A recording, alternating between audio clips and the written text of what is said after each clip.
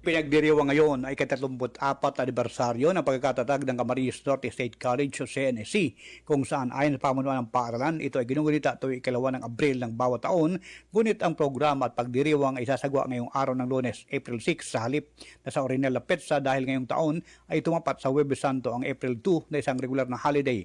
Ayon sa pamunuan ng CNSC, nanatili silang may utang na loob kay dating Kongresista Renato M. Onicos Sr., ang pangunahing may akda ng House Bill No. 31647 na isinulong noong Hulyo 23, 1991 na siyang nagbigay daan sa pagkakatatag ng Camarines Norte State College sa pamagitan ng pagkakasabatas nito na nilagdaan at ganap na naging batas noong April 2, 1992 na kilala bilang Republic Act No. 7352 na nag-convert mula sa dating Camarines Norte National High School bilang Camarines Norte State College. Ay sa CNSC, hango sa makasaysayang pinagbulan ng paaralan, ang tema ng pagdiriwang ngayon ay Legacy in Motion, Innovate, Lead, Transform na nagbibigay ng pagpupugay sa legasiya ng CNSC at nagbibigay diin ang pagdiriwang sa kalagan ng paglago at mga tagumpay ng institusyon. Sa huli, inaanyayahan ng pamunuan ang mga empleyado, mga estudyante mula sa mga satellite campuses at iba pang stakeholders na makibahagi sa pagdiriwang sa pamagitan ng live stream sa CNSC Information and Technology Services Office Facebook page,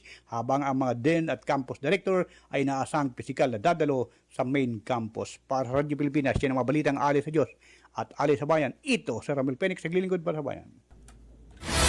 Balitang lokal.